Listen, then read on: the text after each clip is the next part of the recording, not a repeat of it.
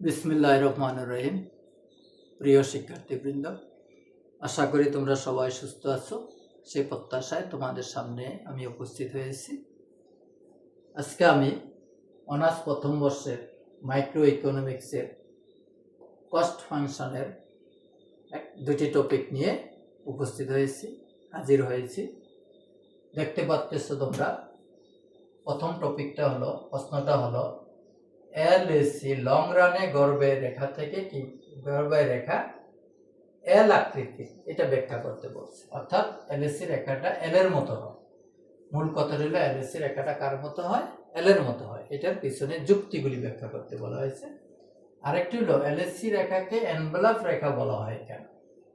Envelope রেখা বলা হয় কেন? এনভেলপ মানে ওই যে চিঠির খাম যেটাকে বলে, সেটাকে এনভেলপ বলে। যাই হোক, এই দুইটা প্রশ্নের অ্যান্সার আজকে আমরা এই ক্লাসে উপস্থাপন করব। আশা করি তোমরা মনোযোগ দিয়ে শুনবে এবং দেখবে। তাহলে প্রথমটা নিয়ে আমরা আলোচনা করি, এলএসি রেখা এল আকৃতির কেন। আমরা গত একটি বা দুটি ক্লাসে আগে করেছিলাম স্বল্পকালীন গড়বের রেখা ইউ আকৃতি। তো সেই আলোচনাটাই দীর্ঘকালে সেটা হবে এল আকৃতি। ইউ আকৃতিরও বলছে, কোনো কোনো অর্থনীতিরা বলছে দীর্ঘকালে এলএসি রেখা ইউর মতো হয়। কেউ কেউ বলছে এটা ইউ আকৃতির না, বরং এল আকৃতির।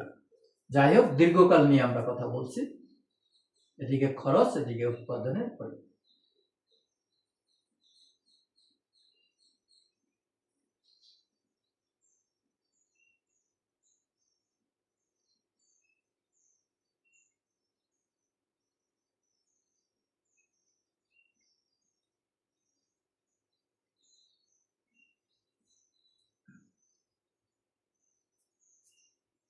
এটা হলো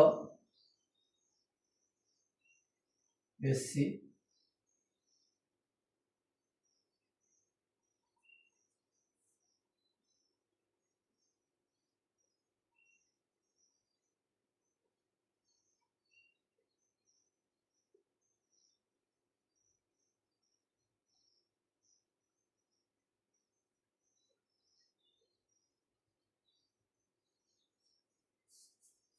আগের ক্লাসটার মতোই আমরা আলোচনা করব। উৎপাদন যখন বাড়তে থাকে তখন গড় যে স্থির খরচটা আছে, আমরা আগে বলে নেই, এসি সমান সমান A F C plus A BC. এসির ভিতরে দুইটা অংশ আছে, একটা স্থির, একটা পরিবর্তনশীল। তাহলে উৎপাদন যখন বাড়তে থাকে তখন এএফসিটা ধীরে ধীরে কমতে থাকে। এটা সব সময় কম, এটা গত ক্লাসেও আমি বলেছি।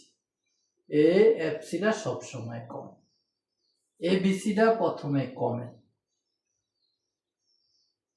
তাহলে Q5 ধরি আমরা 50 একক উৎপাদন পর্যন্ত, এএফসিও কমে, এবিসিও কমে, এএফসিও কমে, এবিসিও কমে। তাই এই দুইটা যোগ করলে হয় কি? এসি। তাহলে এসিও কমে। এই পর্যন্ত কোনো কথা নাই, এখানে কোনো বিতর্ক নেই, সবাই একই কথা বলেছে। এরপরে এসে এএফসি কমে, এবিসি বাড়ে। তাহলে আমরা গত ক্লাসে দেখিয়েছিলাম এইটা ধীরে ধীরে কমে, এটা বেশি বাড়ে। ফলে এই দুইটা যোগ করলে টোটাল রেখাটা উপরের দিকে যায়। তখন আমরা দেখেছিলাম এটা কিসের মতো হয়? এরকম উপরের দিকে যায়, অর্থাৎ রেখাটা ইউর মতো হয়, ইউর মতো হয়। কিন্তু কয়েকজন অর্থনীতিবিদ তারা বলছেন দীর্ঘকালে এইটা যেই হারে কমে এইটা সেই হারেই বাড়ে। আগে কিছু অর্থনীতিবিদরা বলছে এটা বেশি হারে বাড়ে, কিন্তু স্বল্পকালে বেশি হারে বাড়লেও দীর্ঘকালে এটা বেশি হারে বাড়ে না। এটা যেই হারে কমে এটা ঠিক সেই হারেই বাড়ে। তাহলে একটা কমে আর একটা বাড়ে, দুইটার কমা বাড়ার হার যদি সমান হয় তাইলে দুইটা মিলে যেটা সেটা বাড়বেও না, কমবেও না, ফলে সেটা কি হবে? স্থির হয়ে যাবে। যেমন এইখানের পরে এই 50 একক উৎপাদনের পরে 55 একক উৎপাদনের সময় এটা কমলো মনে করি 5, আর এটা বাড়লো 5। তাহলে কমা 5 বাড়া 5 শেষ। তাহলে বাড়লো না কমলো না, এখানে যা ছিল তাই হবে।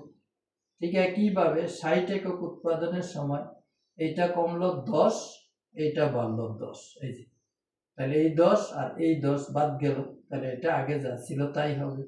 এইরকম ভাবে এলএসি রেখাটা উপরের দিকে না যে এটা কি হবে, আনুভূমিক হবে। তাহলে একটা রেখা প্রথমে নিচের দিকে আসলো, একটা অবস্থার পরে এসে এটা উপরের দিকেও গেল না, নিচের দিকেও গেল না, আনুভূমিক হয়ে গেল। তাহলে রেখাটা কার মতো হলো? মোটামুটি এলের মতো হলো, মোটামুটি এলের মতো। এরকম খাড়া না হলেও এটা এই আকৃতির এল হইল আর কি। এলটা হবে এইরকম মোটামুটি। তাহলে এটা প্রথমে একটু নিচের দিকে আসলো, তারপর এটা স্থির হয়ে গেল। এইটাকে বলা হয় এল আকৃতির এলএসি রেখা। তাইলে আমরা বলবো গর্ভে যদি এল দিয়া দিতে পারি আমরা, এটার ভিতরে দুইটা অংশ আছে, একটা স্থির একটা পরিবর্তনশীল। প্রথম দিকে স্থিরটাও কমে, ভেরিয়েবলটাও কমে, দুইটাই কমে, এই জন্য এলএসি রেখাও কমে। এরপরে এসে একটা কমে আরেকটা বাড়ে, এটা যেই হারে কমে এটা ঠিক সেই হারে বাড়ে। এই অর্থনীতিবিদরা বলেছেন। কারো কারো মতে অন্য কথা হতে পারে, যারা বলেছেন তাদের পক্ষে আমরা কথা বলতেছি। এরা বলেছেন এটা যে হারে কমে এটা সেই হারে বাড়ে, ফলে দুইটা মিলে যেটা সেটা বাড়েও না কমেও না, ফলে রেখাটা ভূমি অক্ষের সমান্তরাল হয়ে যায়, অর্থাৎ স্থির হয়ে যায়। তাহলে প্রথম দিকে একটা রেখা কমলো, তারপরে স্থির হয়ে গেলে ফলে রেখাটা ইংরেজি এল এর মতো আকৃতি ধারণ করে। এটা হলো প্রথম প্রশ্নের জবাব। প্রথম প্রশ্নের অ্যান্সার আমাদের হয়ে গেল। এরপরে বলা হয়েছে এলএসি রেখা এনভেলাপ রেখা বলা হয় কেন? এলএসি রেখাকে এনভেলাপ রেখা বলা হয় কেন? এই প্রশ্নটার অ্যান্সারটাও আমি গত ক্লাসে মোটামুটি দিয়েছি, যদিও এনভেলাপ কথাটা আমি একবারও উচ্চারণ করিনি, আজকে করব।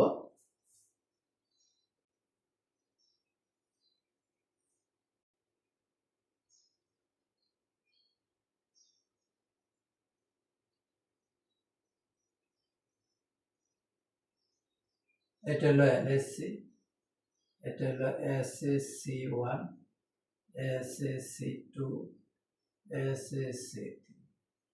কতগুলি স্বল্পকালীন গর্ভের রেখা থেকে দীর্ঘকালীন গর্ভের রেখা পাওয়া যায়, এটা আমরা গত ক্লাসে আলোচনা করেছি।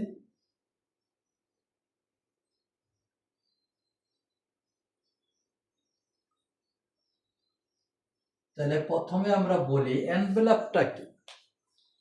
এনভেলাপটা হলো যেই খামে ভরে আমরা চিঠি পাঠাই। এনভেলাপের কাজ কি? চিঠিটাকে সে কি করে চারিদিক থেকে আবৃতি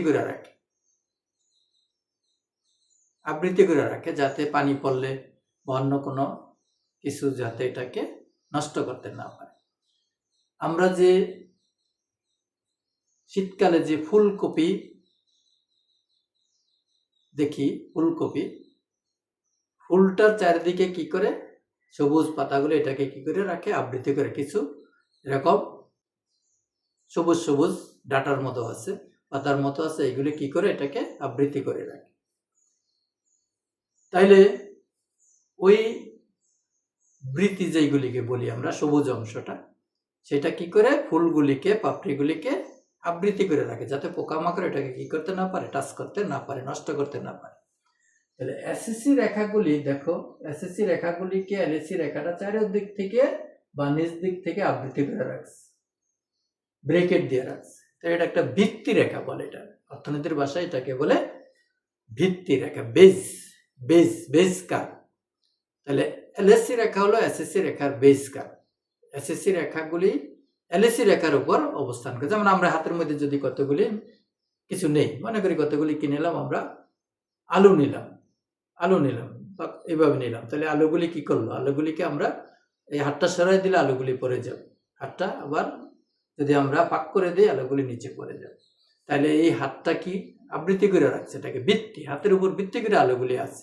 একটা গ্লাস যদি আমরা হাতের মধ্যে নেই, কতগুলি মার্বেল যদি আমরা হাতের মধ্যে নেই, কতগুলি আঙ্গুর যদি আমরা হাতের মধ্যে নেই, থাকবে। যদি হাতটা সরাইলে আঙ্গুরগুলি পড়ে যাবে। তাহলে হাতটা কি আঙ্গুরগুলিকে বেজ রেখা হলো হাত। তাহলে ঠিক এই এলএসসি রেখার উপর ভিত্তি করে এসএসসি রেখাগুলি অবস্থান করে। তাহলে এলএসসি রেখাটা এসএসসি রেখাকে কখনোই ছেদ করে না, বরং স্পর্শ করে। এই কথাটা ইম্পর্টেন্ট, গাণিতিক ভাষায় এই কথাটা খুব ইম্পর্টেন্ট। এটাকে এনভেলাপ রেখা বলার মূল কারণ হলো এলএসসি রেখা এসএসসি রেখাগুলিকে কি করে স্পর্শ করে, কিন্তু ছেদ করে না। ছেদ যদি করত তাহলে কোনো না কোনো বিন্দুতে এসএসসি রেখা এলএসসি রেখার বাইরে চলে যেত যদি সেট করতো, কিন্তু সেট করে না, স্পর্শ করে। স্পর্শ করলে এই যে স্পর্শ করলে একটার ভিতরে আরেকটা ঢুকবে না, স্পর্শ করবে কিন্তু সেট করবে না, সেট করলে একটার ভিতরে আরেকটা ঢুকে যাবে। তাহলে এখানে স্পর্শ করছে, এখানে স্পর্শ করে, আরো যতগুলি এসএসসি রেখা আছে আমরা দেখাইনি, মাত্র 3টা দেখেছি, অসংখ্য বলা হয়েছে। অসংখ্য এসএসসি রেখাকে এলএসসি রেখা স্পর্শ করে কিন্তু সেট করে না। এই স্পর্শ করে কিন্তু সেট করে না বলে এই রেখাটাকে আমরা আবৃত্তি রেখা, বৃত্তি রেখা বা ইনভেলপ যাই বলে বলতে পারি। আর যদি সেট করতো কোনো বিন্দুতে এসএসসি কে এলএসসি যদি সেট করতো, তাহলে এসএসসির কোনো না কোনো অংশ এলএসসির বাইরে চলে যেত, এসএসসির বাইরে চলে যেত। যেমন এটা যদি সেট করতে, এখানে যদি আরেকটা রেখা থাকতো, যদি সেট করতে, এখানে সেট করছে, এখানে সেট করতে, তাহলে কি হলো, এই এসএসসি রেখাটা এলএসসি রেখার বাইরে চলে গেল, তাহলে কিন্তু আর এনভেলপ বলা যেত না। আর এখন দেখছি আমরা কোনো এসএসসি রেখাই এলএসসি রেখার বাইরে চলে যায় না, বাইরে যায় না। তাহলে এলএসসি রেখা এসএসসি রেখাগুলিকে স্পর্শ করে কিন্তু ছেদ করে না, স্পর্শ করে কিন্তু ছেদ করে না। এই বৈশিষ্ট্যের কারণে, এই কারণেই আমরা এলএসসি রেখাকে এসএসসি রেখার এনভেলপ রেখা বলতে পারি বা ভিত্তি রেখা বলতে পারি। ভিত্তি মানে কি, এলএসসির উপর অবস্থান করতেছে এসএসসি, টেবিলের উপরে যদি আমরা একটা কি রাখি, জুড়ি রাখি, ওই জুড়ির মধ্যে যদি কিছু ফল রাখি, তাহলে জুড়িটা ফলগুলিকে কি করলো, আবৃত্তি করে রাখলো। জুড়িটা সরাই দিলে ফলগুলি ছড়ায় পড়ে যাবে।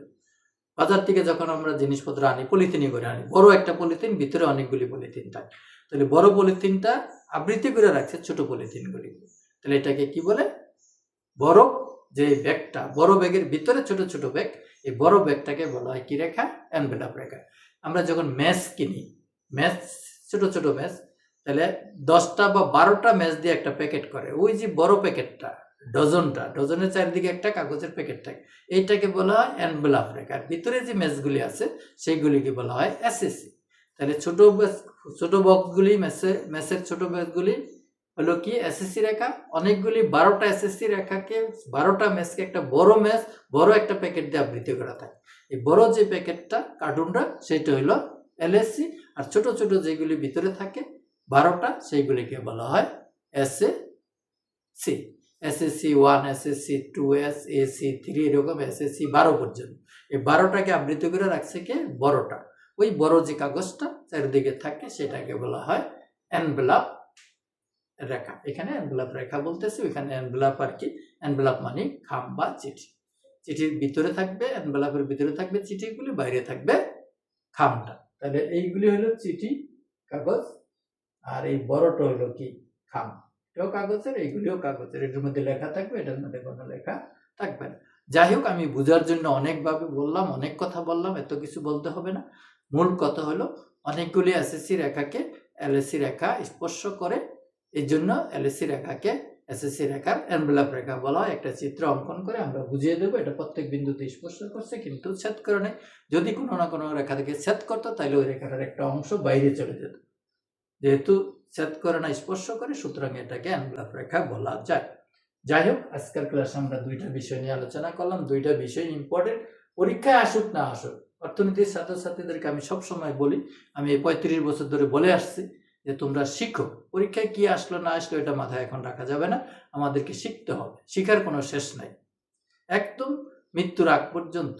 অর্থাৎ আমরা কি জানি যে দোলনা থেকে কবর পর্যন্ত এই যে সময়টা, এই সময়টাই শেখার সময়। একদম মৃত্যুর আগ পর্যন্ত এমন একটা না একটা কিছু মানুষ শিখে যেতে পারে, যেটা এতদিন সে শিখে নেয়, হতে পারে। যাই হোক, আমরা শিখবো, ভালোভাবে শিখবো, যাতে যেভাবে পরীক্ষা আসলে আমরা অ্যান্সার করতে পারি। আর শিখলে পরীক্ষা খারাপ হবে এমন তো কোনো কথা না, না শিখলেই পরীক্ষা খারাপ হবে। ভালো না শিখলেই পরীক্ষা অ্যান্সার করা যাবে না, সঠিক অ্যান্সার করা যাবে না। শিখলে পরীক্ষায় সঠিকভাবে অ্যান্সার করা যাবে, টু দি পয়েন্ট অ্যান্সার করতে হবে। যেটা চায় সেটা নিয়ে আলোচনা করতে হবে, যেটা চায় না সেটা নিয়ে বেশি আলোচনা করে 10 পৃষ্ঠা লিখলে কোনো লাভ নেই। আর যেটা চেয়েছে সেটা যদি আমরা 1 পৃষ্ঠায়, হাফ পৃষ্ঠায়ও লিখি সুন্দর করে, তাহলে এক্সামিনার খুশি হয়ে নাম্বার দিয়ে। অনেকেই আমাদেরকে বলে যে স্যার এত ভালো পরীক্ষা হয়েছে, রেজাল্ট হয় নাই ভালো। তাহলে তুমি হয়তো তোমার দৃষ্টিকোণ থেকে লিখেছো, যেইটাকে গুরুত্ব দেওয়া দরকার ছিল সেটা না দিয়ে অন্যটারে গুরুত্ব দিয়ে তুমি 5 পৃষ্ঠা লিখেছো, তাহলে তো কোনো লাভ নাই। যেটাকে পয়েন্ট, যেটাকে চেয়েছে তোমার কাছে, সেই পয়েন্টটাকে তোমাকে গুরুত্ব দিতে হবে বেশি। ওইটাকে গুরুত্ব দিয়ে বাকিগুলি কম দিলেও এখন যদি আমি ওইটাকে গুরুত্ব কম দিয়ে অন্য কথা বেশি করে লিখে দিই তাহলে তো কোনো লাভ হবে না। তাইলে অল্প এবাদতেই কিন্তু পার পাওয়া যায়। বেদাতযুক্ত এবাদত যদি আমি সারা দিন সারা রাত্র করি সেটা তো গ্রহণযোগ্য হবে না। ঠিক পড়ালেখার ক্ষেত্রে এরকম, যেটা চেয়েছে টু দি পয়েন্টে আমাদেরকে ওইটা লিখতে হবে, কম লিখলেও নাম্বার পাবো। আর যেটা চাই নাই সেটা যদি আমি বেশি লিখে খাতা বড় করি কোনো লাভ নেই। যাই হোক, অনেক কথা আমি বলি, তোমরা ডোন্ট মাইন্ড। আজকে এখানে শেষ করলাম, পরে দেখা হবে অন্য কোনো টপিক নিয়ে। সেই পর্যন্ত সবাই সুস্থ থাকো সেই কামনায় আজকে এখানে শেষ করলাম। ধন্যবাদ তোমাদের সবাইকে।